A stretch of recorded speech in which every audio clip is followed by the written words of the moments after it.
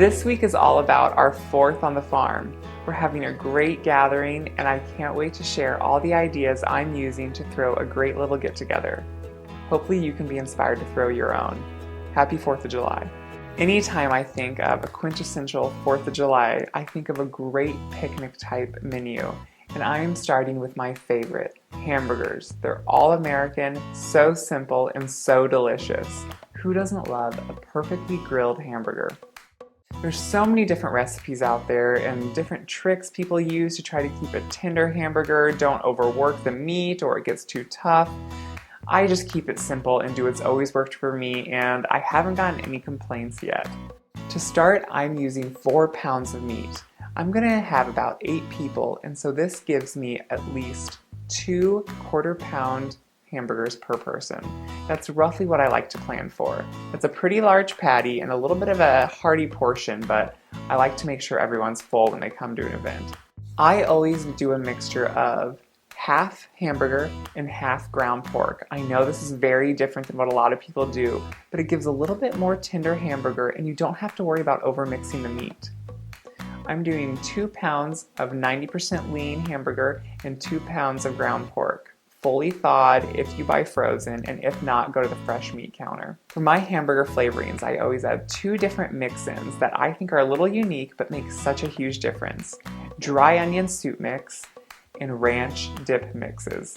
They add such good flavor, and everyone always wants to know exactly what I put in them, and it's so simple, but they really do make a good hamburger. I also always add Worcestershire seasoning. It's so good. Not too much because it can definitely overpower the dish. And of course some milk. Milk also helps tenderize it and kind of just creates a good cohesive burger when you're patting them out.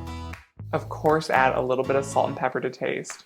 Don't over season, just maybe about a teaspoon of each. Once I add all these ingredients, I just throw it all in a bowl and I use my hands and mix it all together. I don't worry too much about overmixing the meat. If you don't like working with raw meat, you can of course put gloves on or try to use a spoon, but it really does just work best sometimes to use the tools we have on us, and that is our hands. They work so well. I do the same thing when making the patties. I've tried different tools, they all just are so cumbersome and annoying to clean up. It's best just to use a half cup measure, which usually ends up being about 1/4 pound, and for me I'm using a half cup ice cream scoop. It works so well, and you can just scoop it up and push it right into your hand and then form the patty. It can't get more simple than that.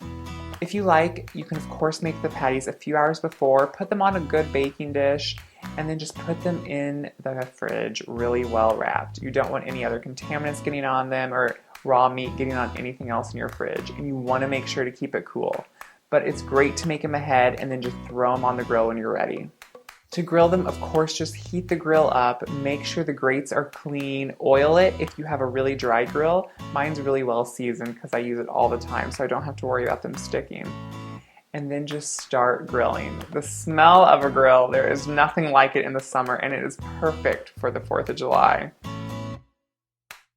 Grill them for about 5 minutes per side. It depends how you like your burgers. I like mine fairly well done. I don't think a hamburger needs to be too red in the middle, so I make sure to grill them well, but it's really a personal preference.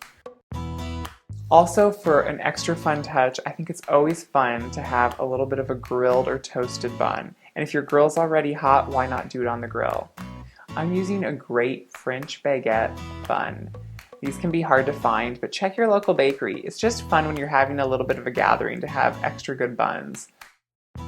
Butter them lightly, place them on the grill butter side down just for a couple minutes, and they'll get a little toasted. It just adds something extra and makes a gourmet burger. Of course, when I'm ready to serve the burgers, as I think we all have our different sides that we love. As a staple, I always have lettuce and freshly cut tomato. The lettuce is fresh from the garden, freshly picked and freshly washed. It is so good, and it is the essence of summer.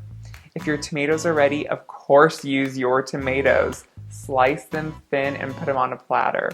And of course, whatever condiments you like, make sure to have on hand. Everyone has their own items.